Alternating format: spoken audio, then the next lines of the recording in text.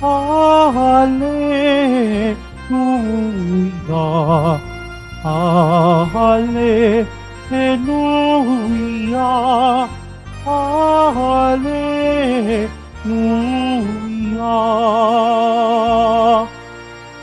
Sa poon nga'y manatili, siya sa atin lalagi, mamumungang maluwalhati. Hallelujah, Hallelujah, Hallelujah, Hallelujah.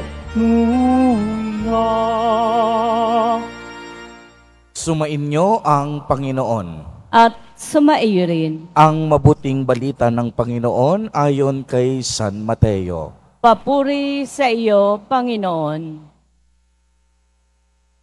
Noong panahong iyon, sinabi ni Jesus sa kaniyang mga alagad, "Mag-ingat kayo sa mga bulaang propeta. Nagsisilapit sila sa inyo na animoy tupa, ngunit ang totoo'y mababangis na asong gubat. Makikilala ninyo sila sa kanilang mga gawa. Napipitas ba ang ubas sa puno ng dawag o ang igos sa puno ng aroma? Nagbubunga ng mabuti ang bawat mabubuting punong kahoy, subalit nagbubunga ng masama ang masamang punong kahoy.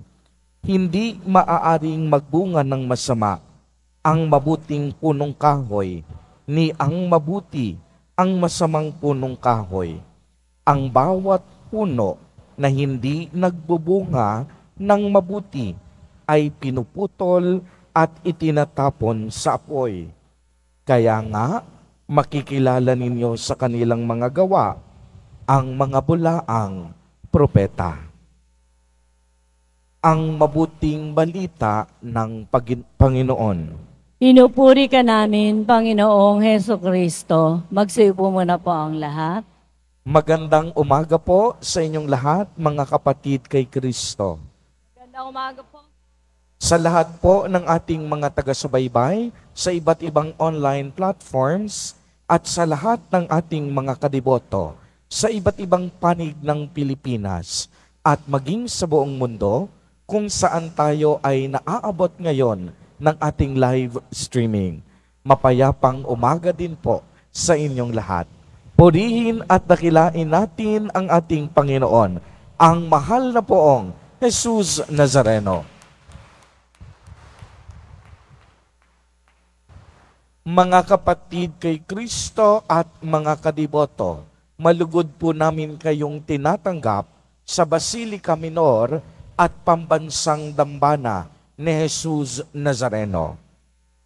Kung sakaling atin pong bibigyan ng saysay ang ating ebanghelyo sa araw na ito, ipinapaalala sa atin ng Panginoong Hesukristo na dapat tayong maging mabuti.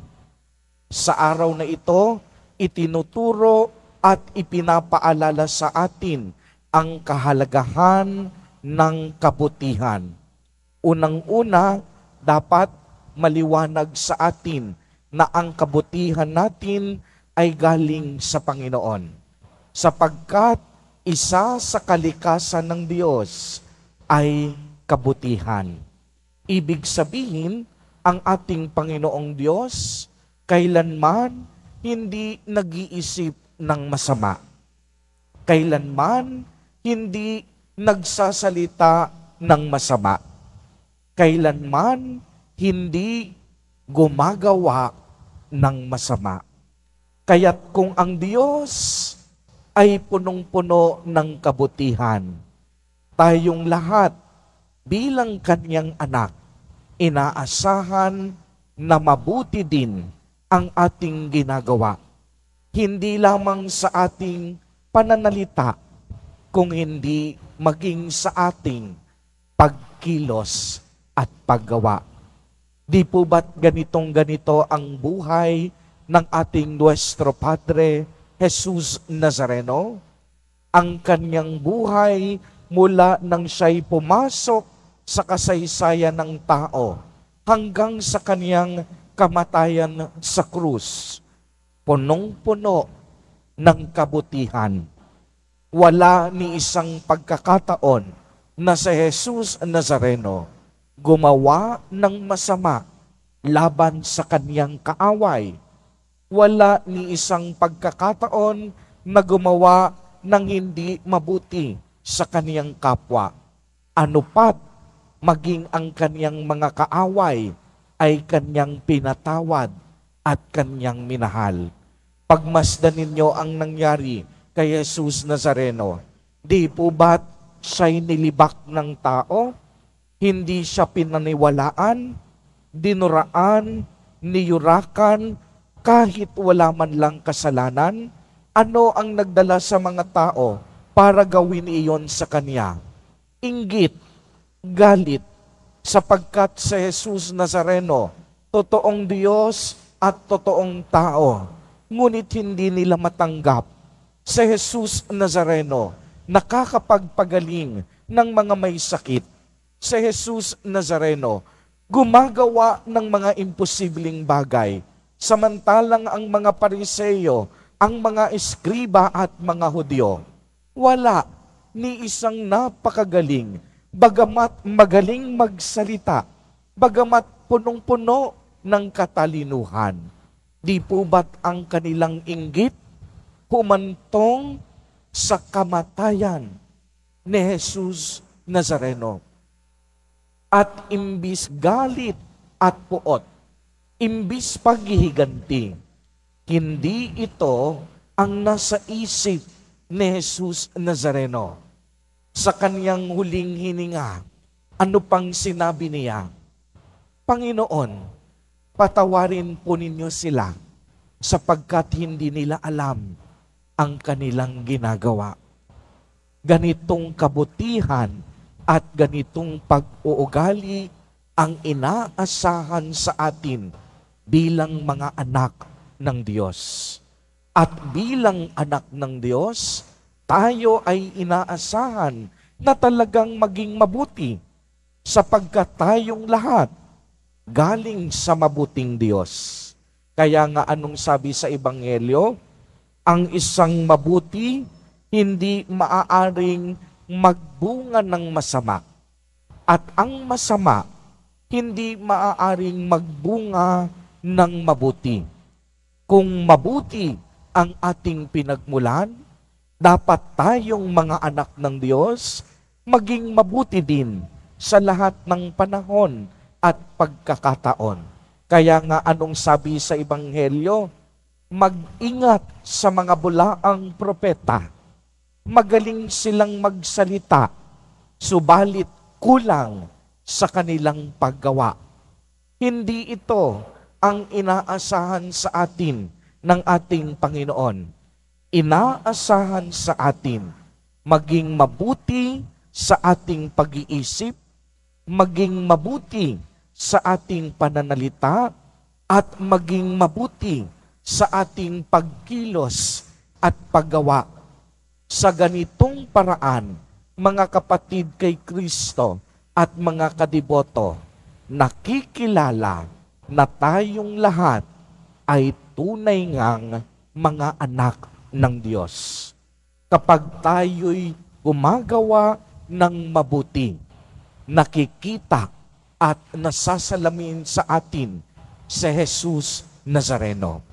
Kapag tayo'y gumagawa ng mabuti, ang ibig sabihin, tayo ay lumalago at tayo ay namumunga sa ating mga kilos at gawa.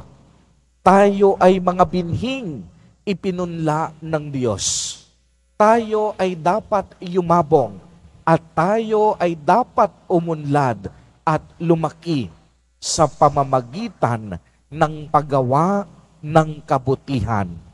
Ang kabutihan ay nangangahulugan din ng kagandahang asal.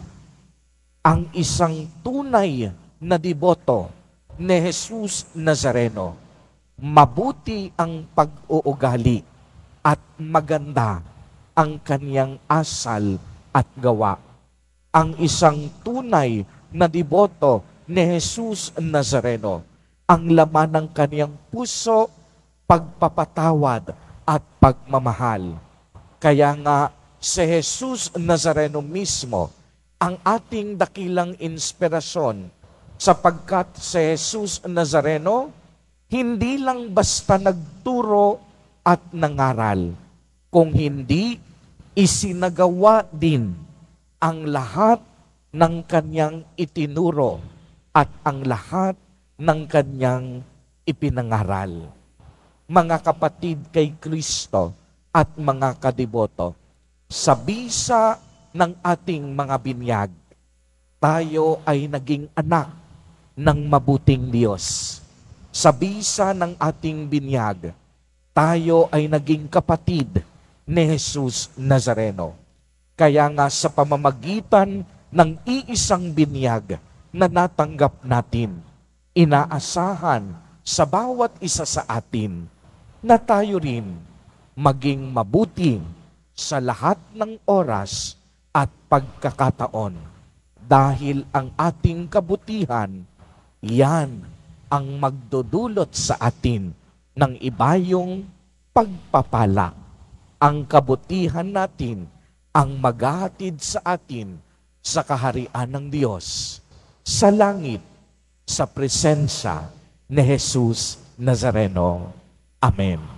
Purihin at dakilain natin ang ating Panginoon, ang mahal na poong Jesus Nazareno.